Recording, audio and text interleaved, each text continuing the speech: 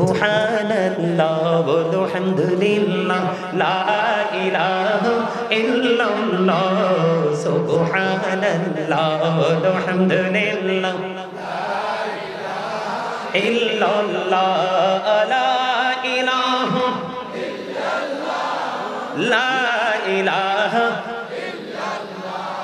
আরশে কুরসি লৌহ কলম সৃষ্টি যাহার ওসিলা নিজে আল্লাহ খুশি হইয়া নাম রাখিলেন হাবিবুল্লাহ সুবহানাল্লাহ আলহামদুলিল্লাহ লা ইলাহা ও সুবহানাল্লাহ আলহামদুলিল্লাহ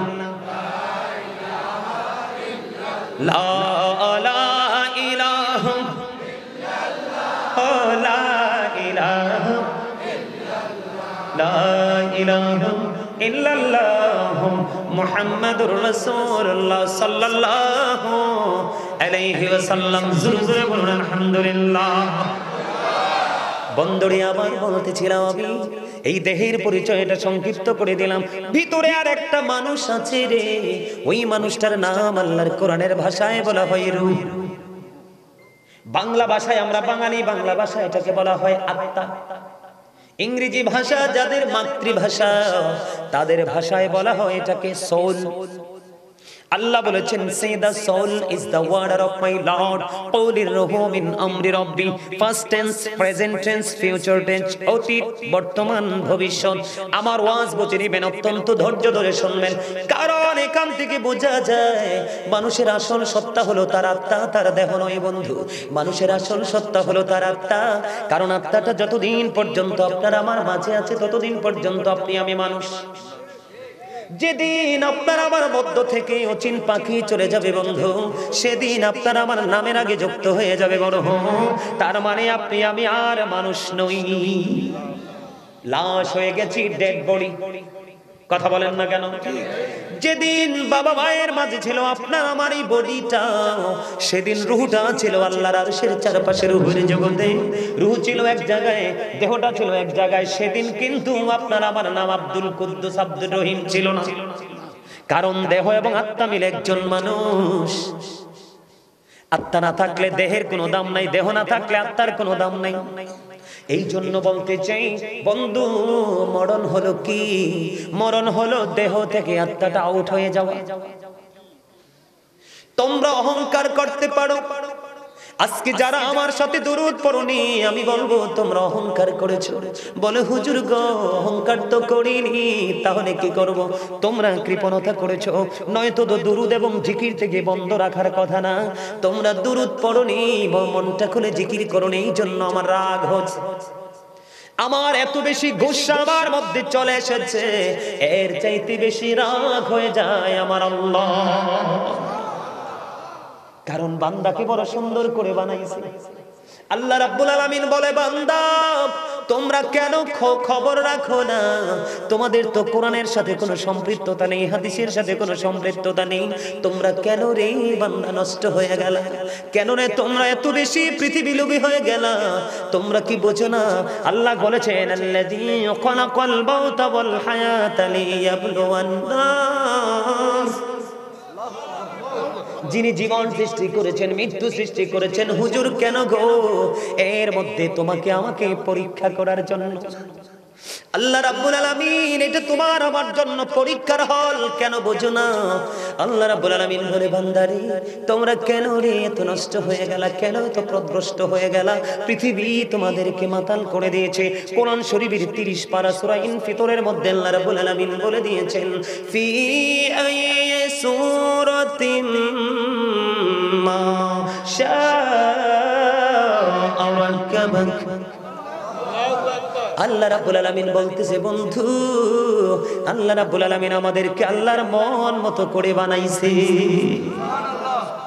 বুকে হাত দিয়ে একটা বার বলেন, আমরা কি মন মতো পথে চলছি? না না, আমরা মন মতো পথে চলছি না বন্ধু। শুধু তাই নয়, মানুষ কেন নষ্ট হয়ে গেল রে? কেন রে এত পৃথিবী তোমার টাকার প্রয়োজন? কেন রে এত বড় বড় আলিশান বাড়ির প্রয়োজন? জমি একটা আছে, কেন আরেকটার প্রয়োজন? এগুলো নিয়ে তুমি কম্পিটিশন করো, কিন্তু কবরে তোমার জায়গাটা কেমন করে বড় হবে কে টেনশন তুমি করো না। অন্ধকার কবর কেমন করে আলোকিত হবে সেটা নিয়ে তুমি ভাবো না। কেমন করে তুমি পরকালের বাজার করবা সেই ব্যাগটা পর্যন্ত কেনো নাই। কেন রে এত পাগল হয়ে গেল বন্ধু? একটা মাত্র কারণ, তোমাকে পৃথিবীর কম্পিটিশন মাতাল করে দিয়েছে। কোরআন শরীফের 30 পারায় আরেকটা সূরার নাম হলো সূরা 3। আল্লাহ রাব্বুল আলামিন বলেছেন, লাকাদ খালাকনাল ইনসানা ফি আহসানি তাকওয়িম। আল্লাহ রাব্বুল আলামিন বলে দিয়েছে, মানুষ তোমাদেরকে আল্লাহ আসমান জমিন চন্দ্র সূর্য যা কিছু আছে রে, সব কিছুর চাইতে সুন্দর করে বানাইছে।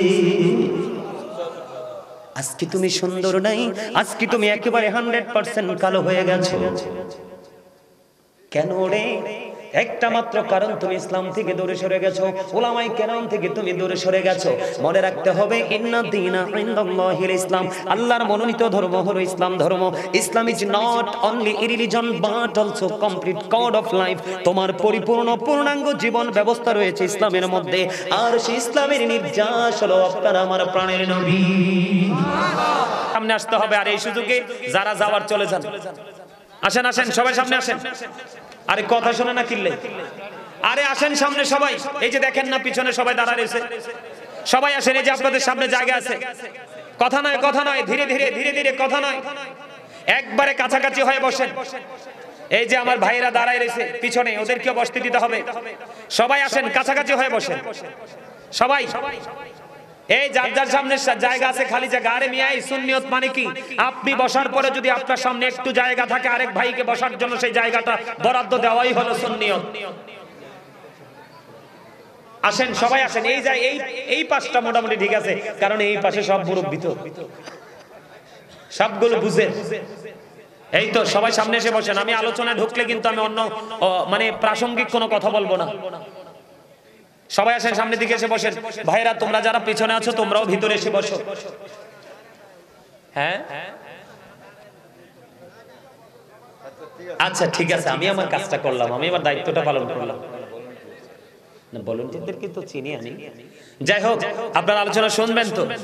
আসলে আজকে আমার কাছে এত ভালো লাগছিল, আজকে মাহফিলের প্রধান অতিথি যিনি শায়েখ ডক্টর সাইফুল ইসলাম আল আজহারি সাহেব, আমি কিন্তু রোম থেকে ওনার বক্তব্যগুলো শুনছিলাম একবারে একেবারে মানে কি বলবো, একেবারে মনোযোগ সহকারে।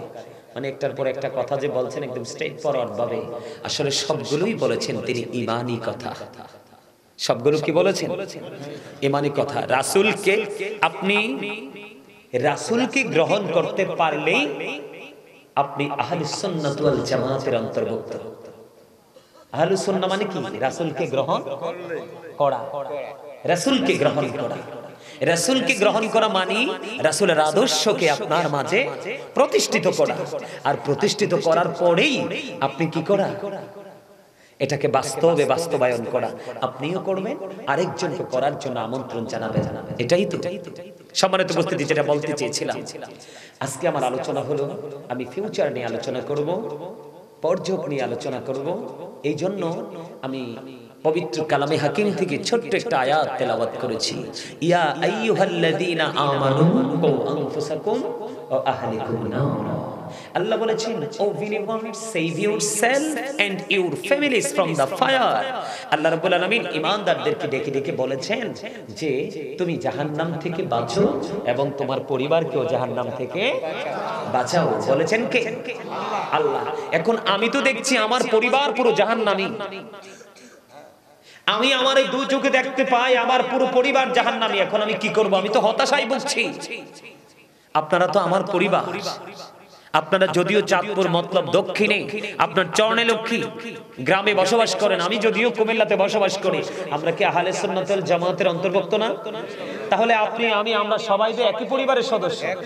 এখন আমি তো দেখছি আমার পরিবারের সদস্যরা ইউ আর ভেরি উইক, একেবারে দুর্বল।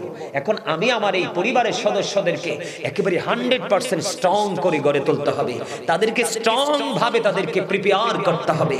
এখন এই সদস্যরা যদি আমার সাথে একত্রতা পোষণ করে তাহলেই আমি তাদেরকে স্ট্রং করতে পারবো, অন্যথায় কিন্তু সম্ভব নয়। আপনারা কি এখান থেকে দুর্বল হয়ে যেতে চান নাকি সফল হয়ে যেতে চান? সফলতা অর্জন করতে চান? বিশেষ করে যুবকদেরকে বলছি, তোমরা কি শক্ত হয়ে যেতে চাও? এরা তো আমার প্রতি রাগ শুরুতে হয়ে গেছে, ঠিক না? দেখছেন না এরা আওয়াজটা, দেখছেন না এরা আওয়াজ দিব কই থেকে? মিয়া আমার দাদারা খাইছে সব সার সারা, সব খাইছে সঠিক পিওর খাবার, এখনো যদি ধাক্কা দেয় আমি 3 মাইল দূরে যে পড়বো আমার চাচা যদি ধাক্কা দেয় আরে, কারণ আমি সব ভেজাল খাইছি। আর এখনকার ফলান যদি আরো ভেজাল, ঠিক কিনা বলে? এখনকার ফলাইন যা খায় লিভারকে দুর্বল করে দিচ্ছে, স্টমাককে দুর্বল করে দিচ্ছে, ভিতরে যে পার্টস গুলো সার্কুলেশন করতেছে এগুলোকে ধীরে ধীরে একেবারে আমাদের বর্তমান সময়ের খাবারগুলো দুর্বল করে দিচ্ছে। এরা আওয়াজ দিব কই থেকে? আওয়াজ যা দিয়েন দাদা ভাই চাচারা জ্যাঠারা আপনারাই দিয়েন, এরা পারতো না। কারণ এরা রোগ, উর্ফেও রোগ, ভিতরেও রোগ। মানুষ প্রত্যেকে ডাবল। আমার দিকে তাকাও, হাসিও না। প্রত্যেকটা পারসন ডবল পারসন। আমি আমার আলোচনার দিকে ধীরে ধীরে ঢুকছি। প্রত্যেকটা পারসন কি ডবল পারসন। তুমি আমি আমরা কেউ কিন্তু সিঙ্গেল নই। প্রত্যেকটা পারসনের প্রতিদিন 2 ধরনের খাবার প্রয়োজন। কয় ধরনের? 2 ধরনের খাবার প্রয়োজন। আমি সেই খাবারটা তোমরা কিভাবে জোগাড় করবে সেটা তোমরা ডিসাইড করবে, কিন্তু আমি তোমাদেরকে বলবো প্রত্যেকটা পারসনের 2 ধরনের খাবার প্রয়োজন। কি ধরনের খাবার প্রয়োজন আমি পরিচয় দেই, কারণ এইটাই হলো আমার আলোচনার আজকে মূল সূত্রপাত। আমি সেই দিয়ে সূত্র তৈরি করতে চাই। সেটা হলো, সম্মানিত উপস্থিতি, আমরা সবাই কিন্তু আলাদা আলাদা মানুষ। এই ভাষাটা হলো বাংলা। এই মানুষটা হলো কোনটা? এই যে মাথা থেকে পা পর্যন্ত বডি স্ট্রাকচারটা, এটাই হলো মানুষ। এই মানুষটা বাংলা ভাষায় আমরা মানুষ বলি। এই যে উনি একজন মানুষ, উনি একজন মানুষ, উনি একজন মানুষ, এখানে আলাদা আলাদা মানুষগুলো বসে আছেন। এই মানুষগুলোকে আল্লাহর কোরআনের ভাষায় আল্লাহ রাব্বুল আলামিন বলেছেন ইয়া আইয়ুহান নাস, আবার কখনো বলেছেন ইয়া আইয়ুহাল ইনসান। তার মানে ওয়ার্ডটার অর্থ হলো, শব্দের অর্থ হলো, ওয়ার্ড মিনিং হলো মানুষ। ইংলিশে যদি বলি আমরা কখনো বলি মেন, আবার কখনো বলি পারসন। এটা হলো এই মাথা থেকে পা পর্যন্ত বডি স্ট্রাকচারটা। এই মানুষটাকে যিনি পরিচালনা করছেন ওই মানুষটা হলো আরেকটা রূপে রূপান্তরিত। ওই মানুষটার নাম আমি কিন্তু উঠাই দিব, আমারে কিন্তু চিনো না, আমি কিন্তু জিনিস একটা। হ্যাঁ, আমার সামনে 1 কোটি মানুষ থাকলেও আমি আমার 2 চোখের গোড়ায় বন্দি করে আলোচনায় ঢুকবো। ওই কন্ডারেও যদি কেউ ঠোকলারে আমি এখান থেকে আঙ্গুল দিয়ে দাঁড় করাবো। আমি দীর্ঘদিন শিক্ষকতা করেছি, এখন আর শিক্ষকতা করার সুযোগ নাই। এই দৌড়তে দৌড়তে রাত দিন 24 ঘন্টা, রাত দিনে রাতেই পথে পথে যায় আমার সামনে। কিন্তু কারণ এখানে কথাগুলো যদিও আমার, কিন্তু মূলত কথাগুলো কোরআন এবং হাদিসের। তার মানে আল্লাহ এবং আল্লাহর রাসূলের। এখানে কথার উপর কথা বলাই বেয়াদবি। কি বেয়াদবি করলে আল্লাহ কি পছন্দ করে? বেয়াদবি করছে না ওয়ালিদ বিন মুগীরা? কি করছে? দাদা, ওই আমার দাদা হাসে, কারণ বুঝে লাইছে তো। বেয়াদবি করছে কি? ওয়ালিদ বিন মুগীরা। কোরআন শরীফের 29 পারা, সূরার নাম হলো সূরা কলাম। সূরা কলামের মধ্যে ওয়ালিদ বিন মুগীরাকে আল্লাহ রাব্বুল আলামিন 10টা গালি দিয়েছেন। এর মধ্যে 10 নম্বর গালিটা কোরআন শরীফের 29 পারায় সূরা কলামের মধ্যে আল্লাহ রাব্বুল আলামিন তুলে এনেছেন। আল্লাহ বলেছেন উতুল্লিং বাদা যালিকা জানিম। আল্লাহ বলেছেন with all that he is a bastard. আল্লাহ রাব্বুল আলামিন বেয়াদবকে বলেছে তুমি জারস। আরো জোরে বলেন না নাউজুবিল্লাহ। আল্লাহ কি বলছেন? জারজ, ইউ আর বাস্টার্ড, পিতৃ পরিচয়হীন সন্তান। গোটা পৃথিবীর বড় বড় ভার্সিটি থেকে যদি স্কলারশিপ নিয়ে আসে, সে যদি ইমাম হয়ে দাঁড়িয়ে যায়, আপনি যদি জানেন সে যে পিতৃ পরিচয়হীন একজন মৌলবী, তাহলে আপনি তার পিছনে দাঁড়াইয়া ইক্তাদাইতু বিহাযাল ইমাম বলতে পারবেন না, তার পিছনে নামাজ পড়া হারাম। আল্লাহ রাব্বুল আলামিন ওয়ালিদ বিন মুগীরাকে এই উপাধি দিয়ে দিয়েছেন। আওয়াজ তুলে বলেন নাউজুবিল্লাহ। এই জন্য মুরব্বীরা আগে বলতো বেয়াদবির চাইতে গড় হাজির অনেক ভালো। তোমাদের বেয়াদবি করার খেয়াল থাকলে এখানে বসার দরকার নাই, তোরা বাড়ি চলে যাও। ওই যে যেই গজব নিয়ে নামছে গজবটাই হাতে রাখো। এই গজব তোমাকে সর্বশেষ ঠিকানা, অবর্ণনীয় কষ্টের জায়গা জাহান্নাম পর্যন্ত পৌঁছে দিবে। মনে রাখবে, you have to go to hell, must be, চলে যেতে হবে জাহান্নামে।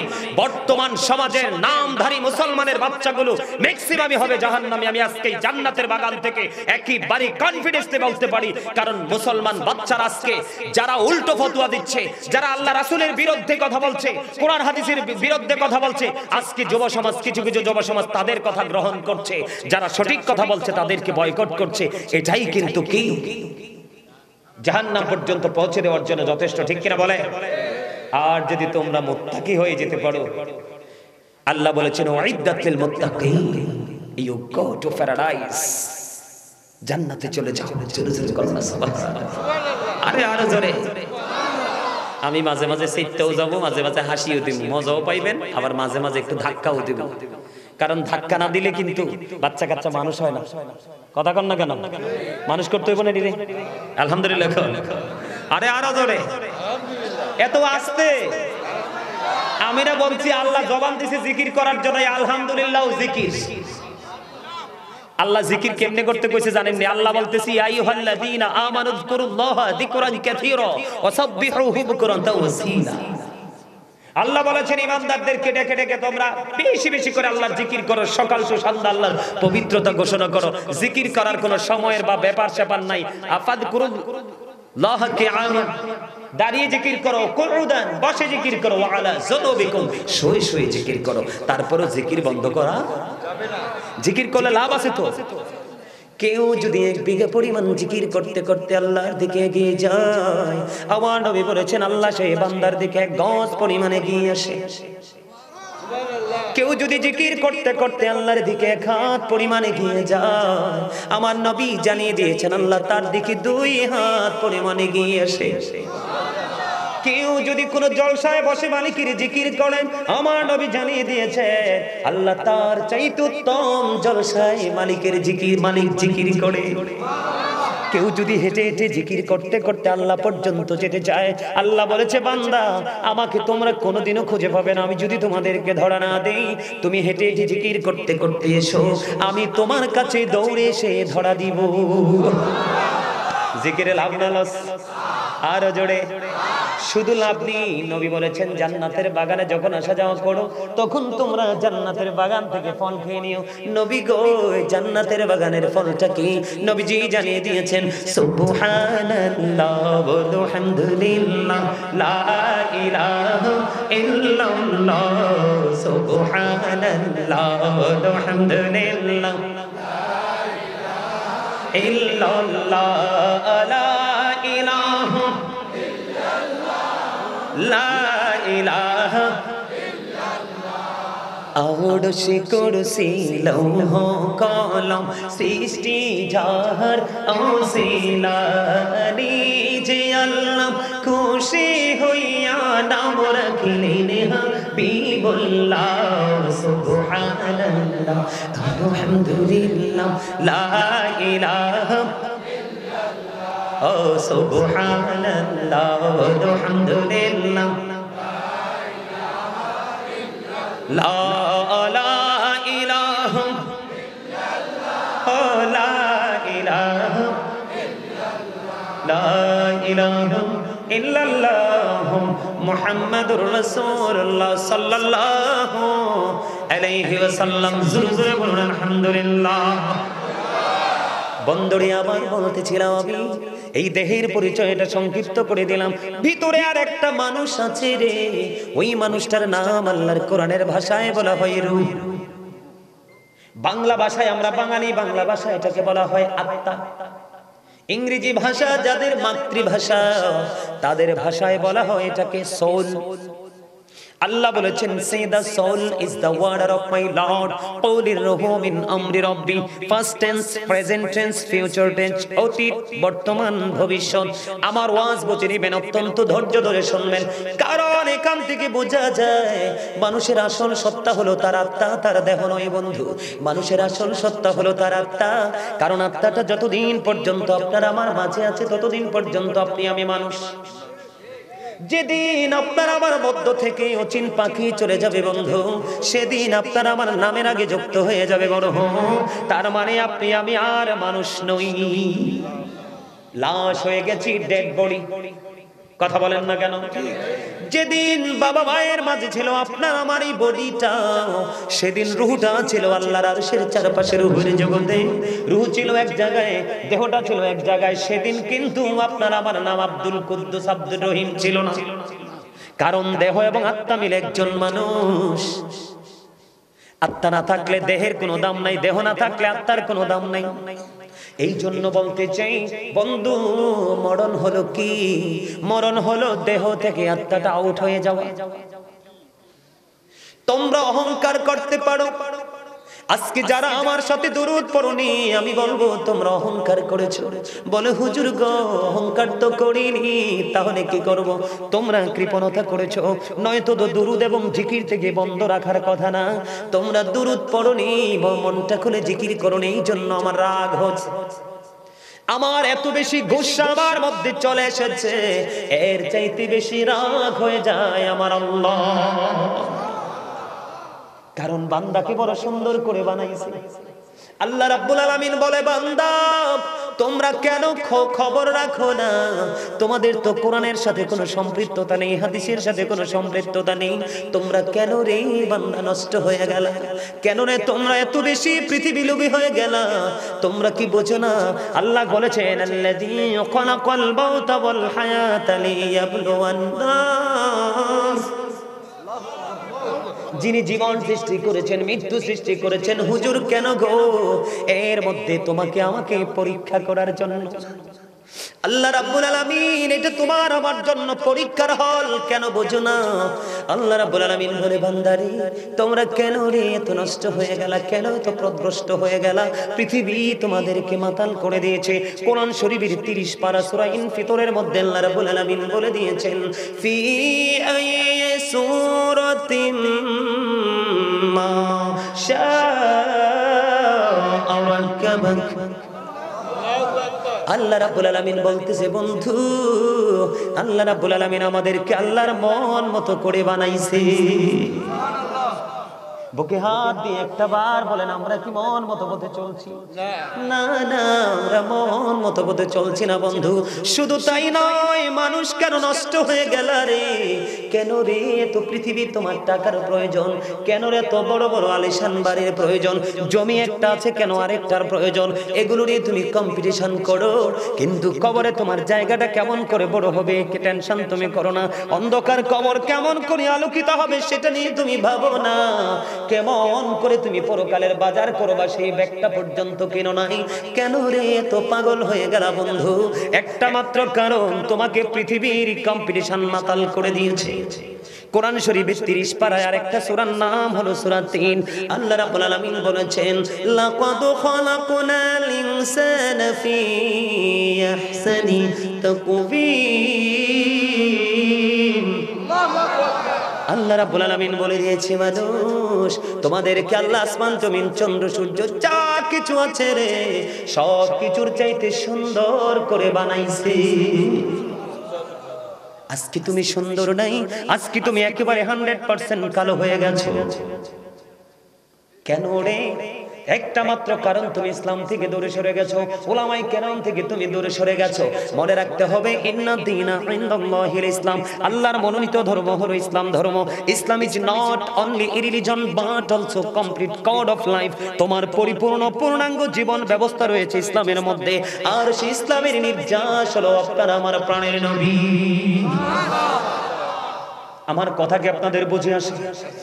Of all the great religious personalities of all Prophet Muhammad Rasulullah sallallahu alaihi wasallam was the most successful. পৃথিবীর বুকে যতগুলো নবী রাসূল এসেছে, এর মধ্যে সবচেয়ে বেশি সফল আপনার আমার প্রাণের নবী। আর জোরে বলেন না সুবহানাল্লাহ, আর জোরে বলেন সুবহানাল্লাহ। সম্মানিত উপস্থিতি, আমেরিকার গবেষক মাইকেল এইচ হার্ট, আচ্ছা দাঁড়াও না, আমি তো পাইছি খবর, এখনই কন্ট্রোল করতেছি।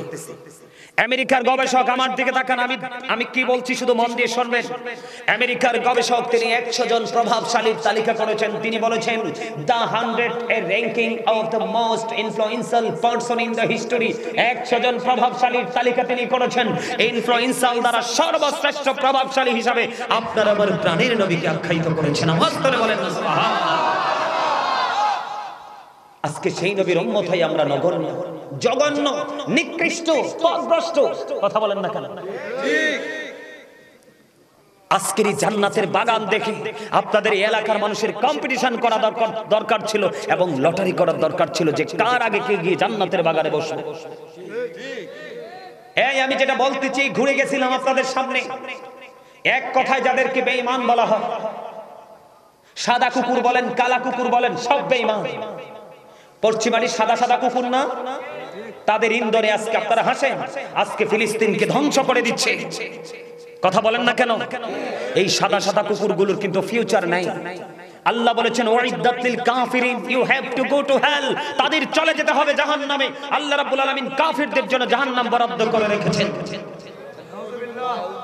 আল্লাহ কোরআনে বলেছে, আমার দিকে তাকান, আল্লাহ কোরআনে বলেছে ইন্নাল কাফিরিনা কানু লাকুম আদুওয়াম মুবিনা।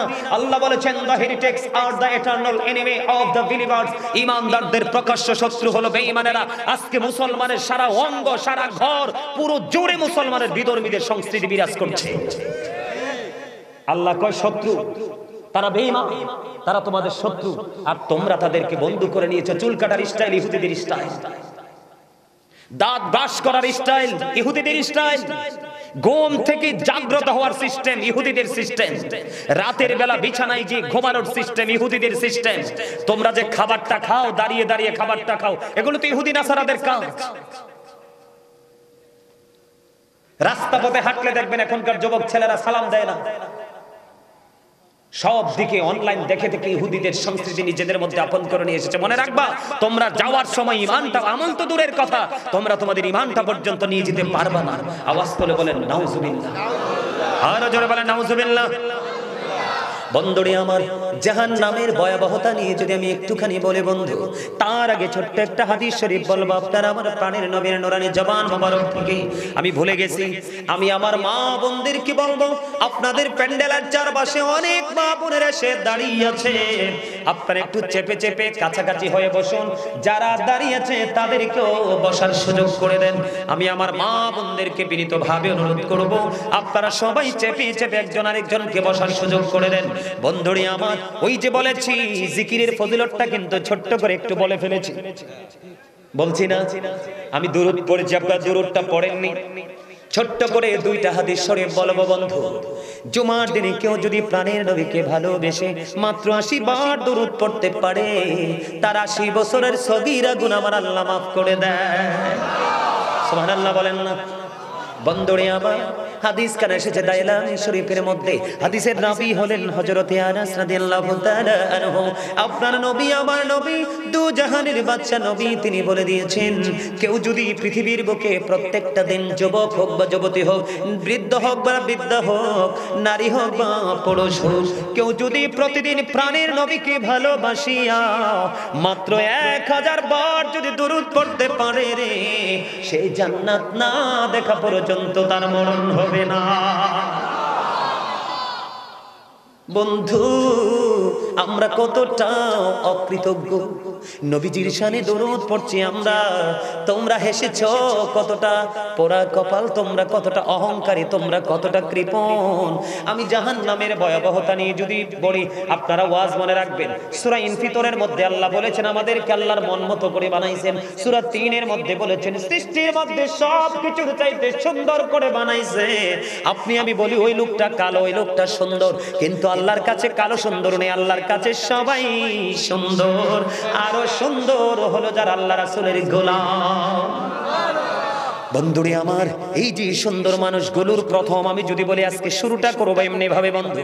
হাদিস শরীফের মধ্যে এসেছে এত সুন্দর মানুষগুলোকে কাল কিয়ামতের দিন ছোট্ট ছোট্ট পিপিলিকা বানানো হবে।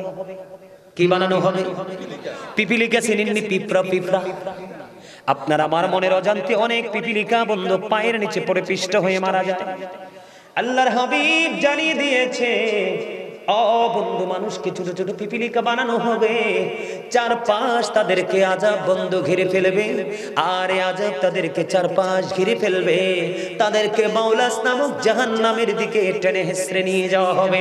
আওয়াজ তুলে তুলে বলুন না নাউজুবিল্লাহ। যদি দুরূদ পড়েন আল্লাহ, যদি জিকির করেন আল্লাহ আপনার কাছে আসে, কি হয়? আল্লাহ আপনার কাছে আসে।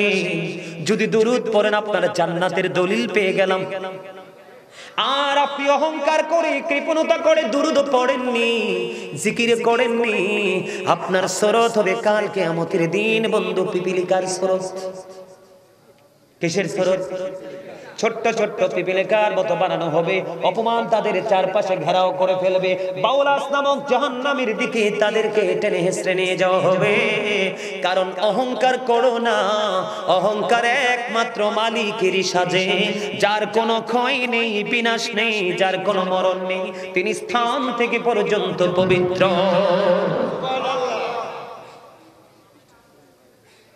আমার কথা কি আপনারা বোঝেন? আপনাদের কোনো অসুবিধা হয়? বন্ধুরি আমার হৃদয়ের জানালা খুলে সবাই শোনো, আমি ছোট্ট একটা হাদিস শরীফ আপনাদেরকে শোনাই। হাদিস শরীফের কিছু গুরুত্বপূর্ণ অংশ শুধু আপনাদেরকে শোনাবো। পরকাল বড় ভয়ঙ্কর। আল্লাহর হাবিব বলে দিয়েছেন, আল কবরু রাওজাতুম মির রিয়াদিল জান্নাতি আও হুফরাতুম মিন হুফারিন নার। আল্লাহ রাসূল বলে দিয়েছেন, কবরটা জান্নাতের একটা বাগান হবে, জাহান্নামের একটা গর্ত হবে। তার মানে যারা ভালো কর্ম করবে তাদের জন্য কবরটা জান্নাত, আর যারা মন্দ কাজ করবে তাদের জন্য কবর হবে জাহান্নাম। জোরে জোরে বলেন না নাউজুবিল্লাহ। যারা জাহান্নামী, ঈমানও নাই, তাদের আমলও নাই, কি নাই? কি ইকু দিলে ভালো হবে না তো? ইকু দিলে তো আর সাউন্ড বাড়বে না। এখানে সাউন্ড ইকু যদি সেটিং করে, তোমাদের যে বক্স, এই বক্স আমি কথাই বলতে পারবো না, এমনি যাই আছে মোটামুটি আছে। আর আমি তো একবারে মাইকের কাছে গিয়ে কথা বলছি যেন সবাই শুনতে পারে। এখন যদি মাইক দুর্বল হয় তাহলে এটা ওনারও দোষ নাই, আমারও দোষ নাই। আমি সর্বোচ্চটা দিয়ে চেষ্টা করতেছি। আমি কিন্তু ওই যে পাগলা, তার নাম কি রাকিব না, এই রাকিবকে কিন্তু বারবার বলছি, আমি কিন্তু তোমাদের বাড়িতে খাইতে যাব না, আমি কিন্তু দেশে বিদেশে কোথাও কারো বাড়িতে এক গ্লাস পানিও খাই না।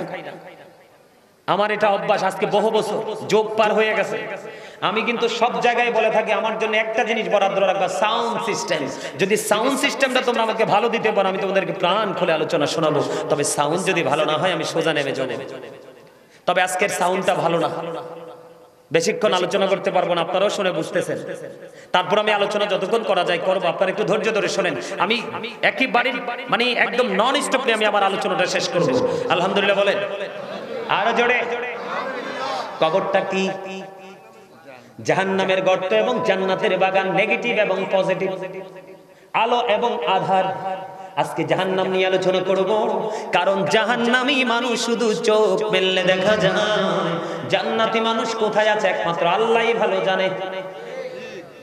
বন্ধু, কবরে যখন যাবে জাহান্নামীদের এমন পরিস্থিতি হবে, মাটি তাদেরকে এমন ভাবে চাপ দিবে রে, একটা হাড় আর একটা হাড়ের ভিতর ঢুকে যাবে।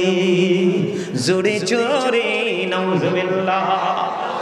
আমি আপনাদেরকে বলে দেই বন্ধু, হযরত সামুর ইবনে জুনদুব রাদিয়াল্লাহু তাআলা আনহু থেকে হাদিস খানা বর্ণিত।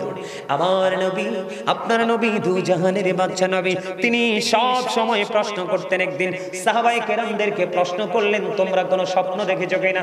তারা বললেন, না নবীজি, আজকে কোনো স্বপ্ন দেখিনি। হাদিস খানা এসেছে বন্ধু বুখারী শরীফের মধ্যে।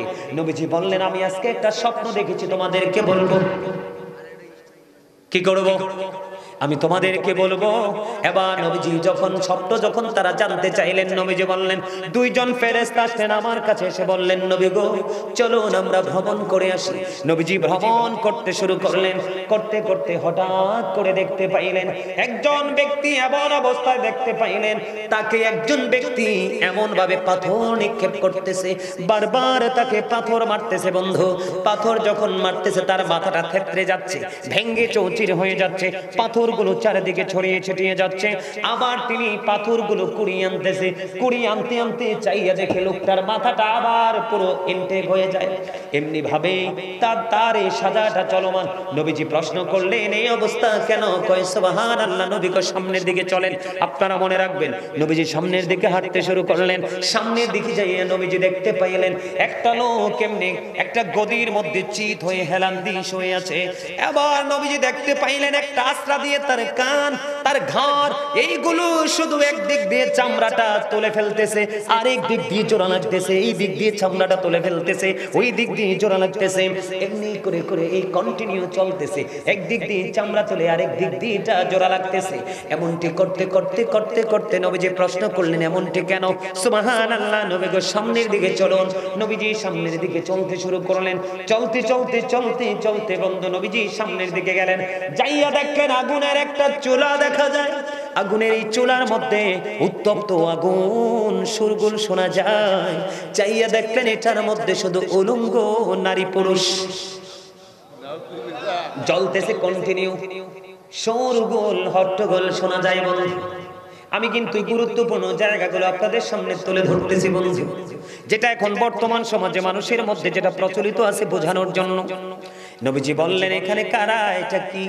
সুবহানাল্লাহ। নবী গো সামনের দিকে চলুন। নবীজি সামনের দিকে চলতে শুরু করলেন। সামনের দিকে চাইয়া দেখেন বন্ধু রক্তের নদী। রক্তের নদীর মধ্যে একজন লোক সাঁতার কাটতেছে। তিনি সাঁতার কেটে কেটে কোলে আসতে চায়, তিনি সাঁতার কাটে কেটে বন্ধ কোলে আসতে চায়, কিন্তু তিনি কোলে আসতে পারতেছে না। যখন তিনি কোলে আসতে চায় আরেকজন পাথর হাতে নিয়ে কোলে দাঁড়িয়ে আছে। যেই দিক দিয়ে কোলে আসতে চায় দিক দিয়ে পাথর নিক্ষেপ করা হচ্ছে। এই অবস্থা যখন চলতেছেন নবীজি প্রশ্ন করলেন এটা কে? নবীজি যখন প্রশ্ন করলেন এটা কে, এবার তারা বললেন ইয়া রাসূলুল্লাহ সুবহানাল্লাহ সামনের দিকে চলুন। নবীজি কিন্তু উত্তর দেয় না। নবীজি প্রশ্ন করতেছে উত্তর দেয় না। সামনের দিকে চলুন। সামনের দিকে চলতেছেন। যাওয়ার পরে দেখলেন কুচ্ছিত চেহারার একজন আগুন কি শুধু বৃদ্ধি করতেছেন। এটাকে সুবহানাল্লাহ। নবী গো সামনের দিকে চলুন। আবার সামনের দিকে চলতে শুরু করলেন। সামনের দিকে গিয়ে দেখলেন ছোট ছোট বাচ্চা, এত সুন্দর জান্নাতের বাগান, একটা লোকের পা যেন জমিনে, মাথা যেন আকাশে, এত বড় দেখতে পাইলেন ছোট ছোট বাচ্চা। নবীজি প্রশ্ন করলেন এই জায়গা সম্পর্কে। সুবহানাল্লাহ। নবী গো সামনের দিকে চলুন। চলতে চলতে চলতে চলতে সামনের দিকে চলেন। সামনের দিকে গেলেন।